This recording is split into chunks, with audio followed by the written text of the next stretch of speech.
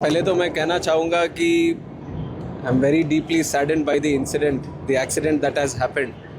In fact, my heart is still very very heavy with sorrow. और जैसे ही सुबह पता चला, अभी डाइजेस्ट करने में ही बहुत दिक्कत हो रही है कि अजित दादा अभी हमारे साथ नहीं हैं.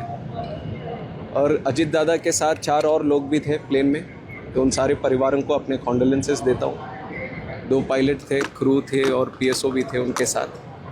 और अजित दादा से जैसे आपने बोला, हमारी भी काफ़ी मुलाकातें रही हैं पिछले 18 महीने जब से मैं मंत्री बना हूँ. और एक यंग मिनिस्टर होने के नाते वो काफ़ी गाइडेंस भी हमें देते थे. और काफ़ी बार महाराष्ट्र की चर्चा जब होती थी और मैं और मोहल भाई हम दोनों भी जब साथ में मिलते थे, तो काफ़ी अच्छी गाइडेंस, क्योंकि उनका जो एक्सपीरियंस रहा है पब्लिक सर्विस में, और ख़ास तौर पर जिस ग्रास रूट लेवल पे पब्लिक के साथ, खासकर गरीब लोगों के साथ जिस तरह वो खड़े रहे और उनके साथ जो उन्होंने काम किया, तो ये केवल हमारे लिए नहीं बल्कि पूरे महाराष्ट्र के लिए ये बहुत बड़ी लॉस है. और इर्रिपेरेबल लॉस है, इर्रिप्लेसेबल लॉस भी है. काफ़ी बार हमने जब उनसे बात करी तो हमें भी वो अनुभव मिला कि कितना वो प्रैक्टिकलिटी से और ग्राउंड रियलिटी से जुड़े हुए नेता है. उस तरह के नेता भी आजकल मिलना बहुत मुश्किल है.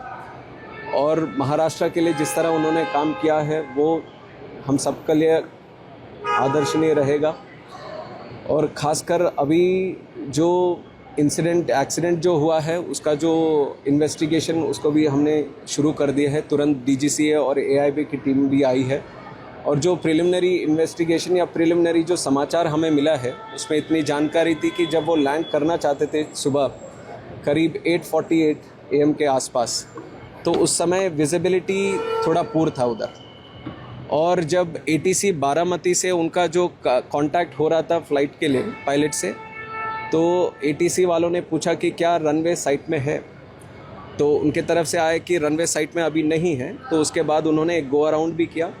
गो अराउंड करने के बाद फिर से एक बार कोशिश करी कि हमारे ATC से जो बारामती में जो FTO हैंडल्ड ATC है, उनसे वार्तालाप चल रही थी. तो उस समय जब दोबारा लैंड करने आए तब भी उनसे पूछा गया था कि विजिबिलिटी है कि नहीं रनवे का. तो उसके बाद पहले तो उनका समाधान नहीं आया, फिर उसके बाद आया कि विजिबिलिटी है. तो लैंडिंग क्लियरेंस जैसी ATC ने दिया, उसके बाद तुरंत देखा गया कि ये एक्सीडेंट हुआ है. बहुत दुखद घटना है.